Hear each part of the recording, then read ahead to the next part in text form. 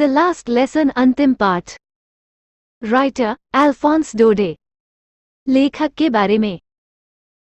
Alphons डोडेट 1840 to 1897 एक फ्रांसीसी उपन्यासकार और लघु कथा लेखक थे। The last lesson Franco Prussia युद्ध 1870 से 1871 के दिनों में सेट किया गया है, जिसमें बिस्मार्क के नेतृत्व में प्रुशिया द्वारा फ्रांस को हराया गया था।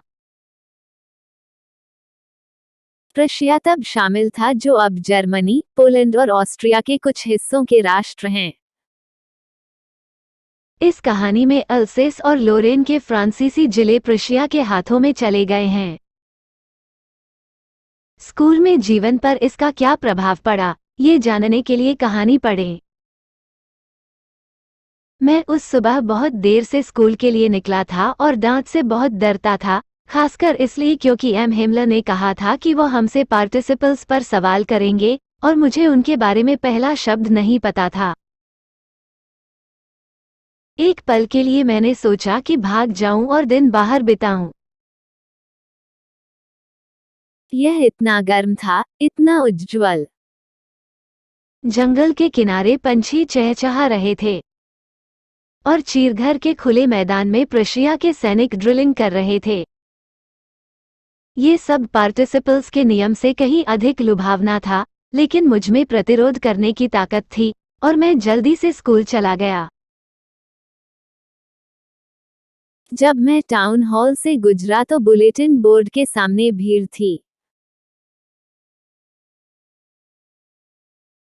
पिछले 2 साल से हमारी सारी बुरी खबरें वहीं से आ रही थी, हारी हुई लड़ाइयां, ड्राफ्ट, कमांडिंग ऑफिसर के आदेश, और मैंने बिना रुके मन ही मन सोचा, अब क्या बात हो सकती है। फिर जितनी तेजी से मैं जा सकता था उतनी जल्दी लोहार वाचर, जो वहां था, अपने प्रशिक्षु के साथ बुलेटिन पढ़ रहा था, मेरे पीछे बुलाया, इतनी तेजी से मत जाओ, बूब। तुम अपने पास पहुंच जाओगे बहुत समय में स्कूल। मुझे लगा कि वो मेरा मजाक उड़ा रहा है और मैं एम हेमेल के छोटे से बगीचे में पहुंच गया। आमतौर पर जब स्कूल शुरू होता था तो एक बड़ी हलचल होती थी, जिसे गली में सुना जा सकता था।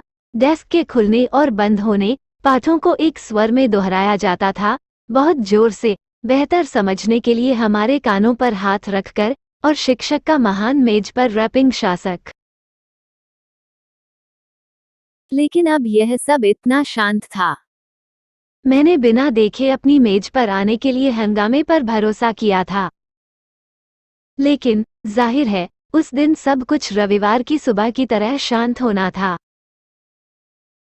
खिड़की के माध्यम से मैंने अपने सहपाठियों को देखा, पहले से ही उनके स्थानों पर, और एम हेमेल अपने हाथ के नीचे अपने भयानक लोहे के शासक के साथ ऊपर और नीचे चल रहे थे। मुझे सबके सामने दरवाजा खोलना था और अंदर जाना था। आप कल्पना कर सकते हैं कि मैं कैसे शर्मा गया और मैं कितना डरा हुआ था। लेकिन कुछ नहीं हुआ। एम हेमेल ने मुझे देखा और बहुत प्यार से कहा, छोटे फ्रांज, जल्दी से अपने स्थान पर जाओ। हम तुम्हारे बिना शुरू कर रहे थे। मैं बेंच पर कूद गया और अपनी मेज पर बैठ गया। तब तक नहीं, जब मैं अपने डर पर थोड़ा काबू पा चुका था, क्या मैंने देखा कि हमारे शिक्षक ने अपने खूबसूरत हरे रंग के कोट, अपने झालरदार कपड़े पहने हुए थे।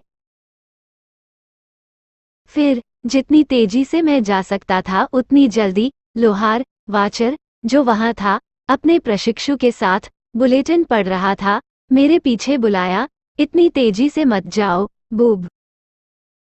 तुम अपने पास पहुंच जाओगे बहुत समय में स्कूल।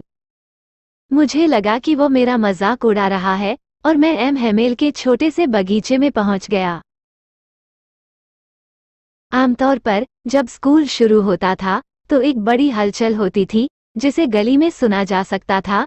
डेस्क के खुलने और बंद होने, पाठों को एक स्वर में दोहराया जाता था, बहुत जोर से, बेहतर समझने के लिए हमारे कानों पर हाथ रखकर, और शिक्षक का महान मेज पर रैपिंग शासक। लेकिन अब ये सब इतना शांत था। मैंने बिना देखे अपनी मेज पर आने के लिए हंगामे पर भरोसा किया था। लेकिन जाहिर है उस दिन सब कुछ रविवार की सुबह की तरह शांत होना था। खिड़की के माध्यम से मैंने अपने सहपाठियों को देखा, पहले से ही उनके स्थानों पर, और एम हेमेल अपने हाथ के नीचे अपने भयानक लोहे के शासक के साथ ऊपर और नीचे चल रहे थे। मुझे सबके सामने दरवाजा खोलना था और अंदर जाना था। आप कल्पना कर सकते हैं कि मैं कैसे शर्मा गया और मैं कितना डरा हुआ था। लेकिन कुछ नहीं हुआ। एम हेमेल ने मुझे देखा और बहुत प्यार से कहा, छोटे फ्रांज, जल्दी से अपने स्थान पर जाओ। हम तुम्हारे बिना शुरू कर रहे थे। मैं बेंच पर कूद गया और अपनी मेज पर बैठ गया। तब तक नहीं, जब मैं अपने डर पर थोड़ा काबू पा चुका था, क्या मैंने देखा कि हमारे शिक्षक ने अपने खूबसूरत हरे रंग के कोट, अपने झालरदार कपड़े पहने हुए थे। गांव के बूढ़े आदमी वहां कमरे के पीछे क्यों बैठे थे? इसका कारण ये भी था कि उन्हें इस बात का भी अफसोस था कि वे और अधिक स्कूल नहीं गए थे। ये हमारे स्वामी को उनकी 40 वर्षों की निष्ठावान सेवा के लिए धन्यवाद देने और उस देश के प्रति अपना सम्मान दिखाने का उनका तरीका था जो अब उनका नहीं था। जब मैं ये सब सोच ही रहा था कि मैंने अपना नाम पुकारा। सुनाने की बारी मेरी थी। क्रिडेंट के लिए उस भयानक नियम को कहने में सक्षम होने के लिए मैं क्या नहीं देता, बहुत जोर से और स्पष्ट, और एक गलती के बिना। लेकिन मैं पहले शब्दों में उलझ गया और वहीं खड़ा हो गया, अपनी मेज को पकड़े हुए। मेरा दिल धड़क रहा था और ऊपर देखने की हिम्मत नहीं कर रहा था। मैंने एम हेमला को मुझसे ये कहते सुना, मैं तुम्हें नहीं डांटूंगा, छोटे फ्रांज। तुम्हें बहुत बुरा लग रहा होगा। देखो ये कैसा है। हर दिन हमने खुद से कहा है, वाह, मेरे पास बहुत समय है, मैं इसे कल सीखेंगे। और अब आप देख रहे हैं कि हम कहां से बाहर आ गए हैं। यह एल्सेस के साथ बड़ी परेशानी है। वो कल तक सीखना बंद कर देती है। अब उन साथियों को आपसे ये कहने का अधिकार होगा, ये कैसा है? तुम होने का नाटक करते हो फ्रांसीसी, और फिर भी आप अपनी भाषा न तो बोल सकते हैं और न ही लिख सकते हैं। लेकिन तुम सबसे बुरे नहीं हो, बेचारे छोटे फ्रांज। हम सबके पास खुद को बदनाम करने के लिए बहुत कुछ है। आपके माता पिता आपको सीखने के लिए पर्याप्त चिंतित नहीं थे। वे आपको खेत या मिलों में काम करने के लिए पसंद करते थे ताकि थोड़ा और पैसा मिल सके। और मुझे भी दोषी ठहराया गया है। क्या मैंने नहीं किया? सबक सीखने के बजाय अक्सर तुम्हें अपने फूलों पर पानी पिलाने भेजा करता था। और जब मैं मछली पकड़ने जाना चाहता था तो क्या मैंने तुम्हें सिर्फ छुट्टी नहीं दी थी? फिर एक बात से दूसरी बात पर एम हेमेल ने फ्रेंच भाषा की बात करते हुए कहा कि यह सबसे सुंदर भाषा है, दुनिया की भाषा, सबसे स्पष्ट, सबसे तार्किक, कि हमें अपने बीच इसकी रक्षा करनी चाहिए और इसे कभी नहीं भूलना चाहिए, क्योंकि जब लोग गुलाम होते हैं तो जब तक वे अपनी भाषा पर कायम रहते हैं, ऐसा लगता है जैसे उनके पास अपनी जेल की चाबी है। फिर उसने एक व्याकरण खोला और हमें हमारा पाठ पढ़कर सुनाया। मैं ये देखकर दंग रह गया कि मैंने इसे कितनी अच्छी तरह समझा। उसने जो कुछ कहा वो इतना आसान लग रहा था, इतना आसान। मुझे ये भी लगता है कि मैंने कभी इतने ध्यान से नहीं सुना था और कि उसने कभी भी इतने धैर्य से सब कुछ नहीं समझाया था। ऐसा लग रहा था जैसे वो गरीब आदमी जाने से पहले हमें वो सब कुछ देना चाहता है जो वह जानता था, और एक झटके में ये सब हमारे सिर में डाल देना चाहता था। व्याकरण के बाद हमें लिखने का पाठ मिला।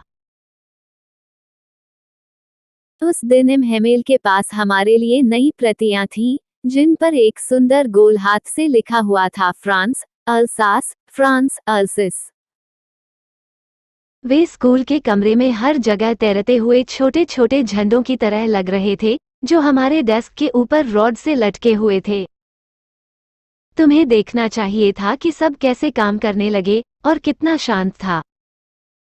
केवल कागज पर कलमों के खटकने की आवाज आ रही थी। एक बार कुछ भरिंग उड़ गए, लेकिन किसी ने भी उन पर ध्यान नहीं दिया, यहाँ तक कि सबसे छोटे लोगों ने भी नहीं, जिन्होंने अपने मछली के कांटों को ठीक से पकड़ने का काम किया, जैसे कि वह भी फ्रेंच हो। छत पर कबूतर बहुत नीचे चहक रहे थे और मैंने मन ही मन सोचा, क्या वे उन्हें जर्मन में, यहाँ तक कि कबूतरों को भी गाने देंगे?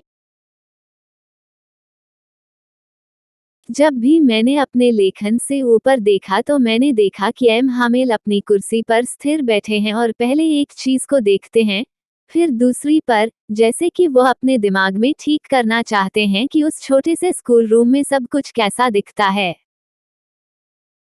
कल्पना। 40 वर्ष तक वो वहीं रहा, जहां उसका बगीचा खिड़की के बाहर और कक्षा उसके सामने थी। ऐसे ही केवल डेस्क और बेंच ही चिकने थे।